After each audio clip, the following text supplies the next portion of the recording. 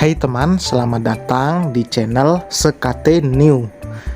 Jangan lupa pada teman-teman untuk like, komen, dan subscribe supaya tidak ketinggalan update dari channel ini. Mimin ucapkan terima kasih. Selamat menyaksikan. Wanita soleha milik Casanova, bab 38. Sebelum mulai, Mimin mau mengucapkan terima kasih telah menunggu. Mohon maaf kalau Mimin kelamaan, soalnya ya banyak kesibukan. Mimin harap teman-teman tidak marah ya. Mohon maaf. Oke. Langsung saja kita mulai bab 38. Dengan cepat ia mengusap bekas air matanya dan mendekat pada suami dan anak-anaknya yang sedang tidur dengan nyenyaknya. Safa ketakutan karena pemikirannya sendiri, padahal tidak terjadi apa-apa. Wajar ia merasakan itu, karena trauma yang mendalam di masa lalu. Rafael menggeliat, merasakan sentuhan di pipinya.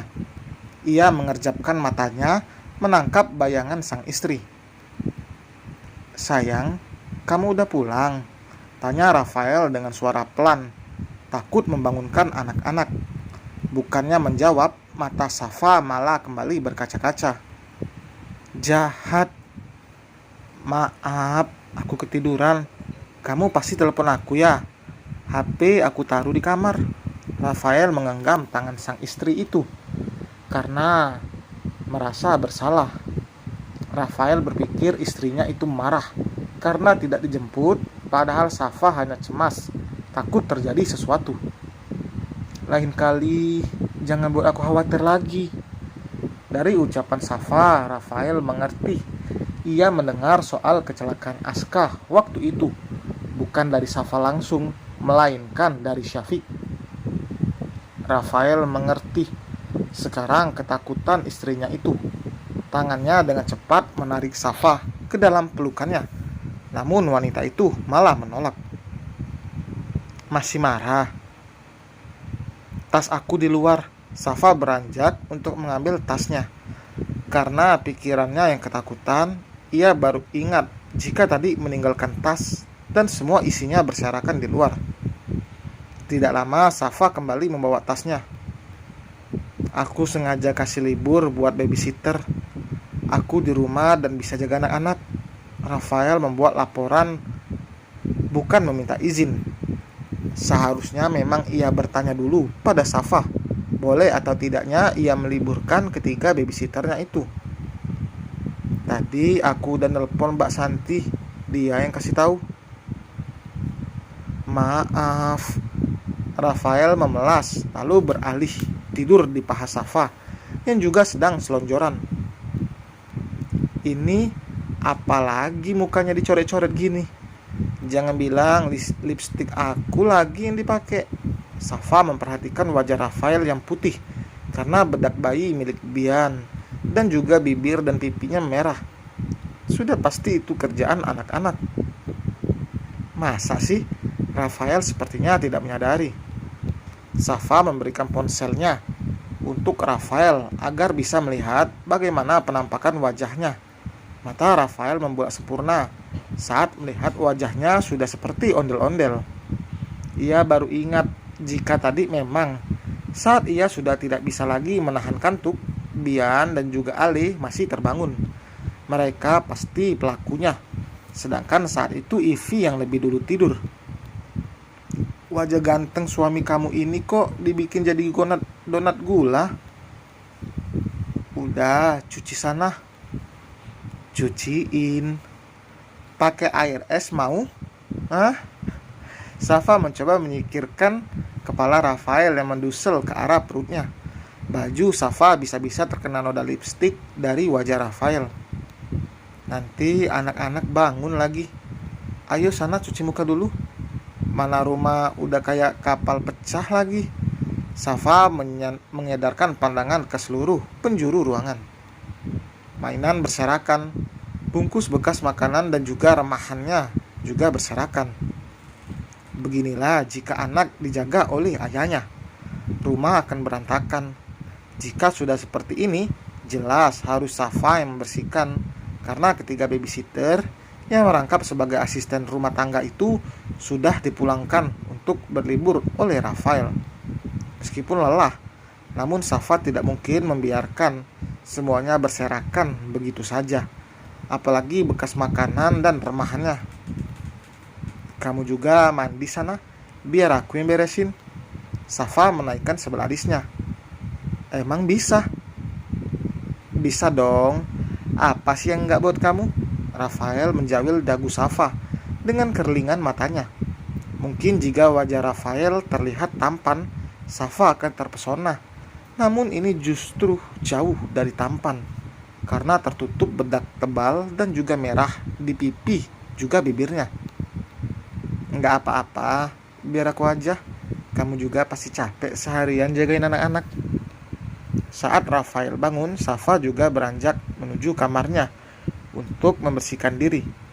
Sepulang dari rumah sakit, memang harus segera mandi. Karena jelas di sana banyak virus. Makanya jika pulang dari rumah sakit, Safa tidak pernah menyentuh anak-anaknya. Karena anak seusia mereka rentan sakit. Jika orang dewasa seperti Rafael, beda lagi ceritanya. Rafael menggaruk tengkuknya tidak gatal. Mulai dari mana ya? Bingung juga gue. Mana berantakan banget lagi. Ia memperhatikan seluruh penjuru ruangan sambil membawa tong sampah untuk memungut bungkus-bungkus makanan yang tercecer. Ia tidak mungkin membiarkan istrinya yang membereskan karena tahu jika wanita itu pasti sangat lelah, apalagi baru pulang bekerja. Sebagai suami yang baik, Rafael akan meringankan beban istrinya. Meski sebenarnya membersihkan rumah itu bukan tugas istri. Tugas itu hanya menuruti perintah suami. Tidak ada istri yang diwajibkan untuk beres-beres rumah, mencuci pakaian suami, menyiapkan makanan dan lainnya. Itu memang bukan tugas wajib. Namun dengan ia melakukan itu, maka pahala akan mengalir untuknya. Tidak mau jika sampai Safa selesai mandi, semuanya masih berantakan. Rafael langsung memulai aksinya dengan memungut semua bungkusan bekas makanan. Setelah itu lanjut dengan membereskan mainan anak-anak, menyimpan kembali ke tempatnya, lalu membersihkan semua remahan makanan itu menggunakan vacuum cleaner. Untung saja ada alat itu. Jika menggunakan sapu biasa, sudah pasti tidak akan bersih dan rasanya lebih melelahkan daripada ini. Padahal hanya pekerjaan kecil saja, namun Rafael merasa lelah. Bayangkan ibu rumah tangga yang mengerjakan semua pekerjaan rumah seorang diri dari pagi sampai malam, tapi ia sama sekali tidak pernah mengeluh. Ia bahkan tidak memiliki waktu untuk diri sendiri. Bekerja sepanjang hari tanpa ada namanya kata libur.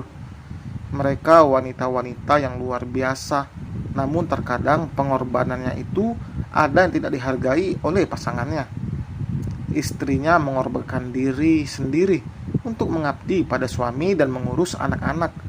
Namun suaminya dengan enteng menggoda wanita lain dengan alasan ia bosan melihat istrinya.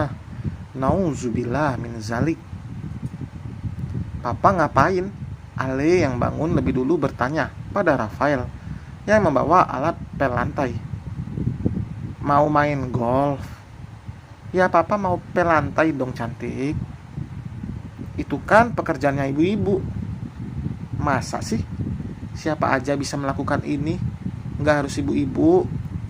Kenapa kakak bilang ini kerjaan ibu-ibu? Karena biasa kakak lihat yang pel lantai itu ibu-ibu, bukan bapak-bapak. Sebenarnya apa yang dikatakan oleh Ale tidak ada yang salah. Karena memang jarang ada laki-laki yang mau melakukannya. Apalagi jika di rumahnya sendiri. Beda cerita jika memang pekerjaannya sebagai office boy. Oh. Papa, bukan gitu. Bukan gitu apanya? Tanya Rafael bingung. Ale mengarahkan telunjuknya pada lantai yang ada genangan airnya. Sepertinya Rafael tidak tahu jika kain pel itu harus diperas dulu sebelum digunakan. Lihat, jadi becek. Kalau Mbak N pe lantai juga nggak gitu kok. Nggak ada airnya. Terus gimana dong cara pakainya? Ale mengedikkan bahunya. Nggak tahu. Papa ngapain?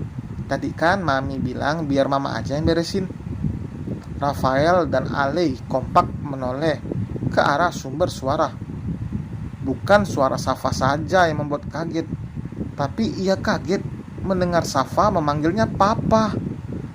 Dan selesai teman, terima kasih telah mendengarkan, terima kasih telah menunggu. Jangan lupa, jangan pernah bosan untuk like, komen, tulis di komentar, serta subscribe bagi teman yang belum subscribe. Oke, sampai berjumpa di bab 39. Bye.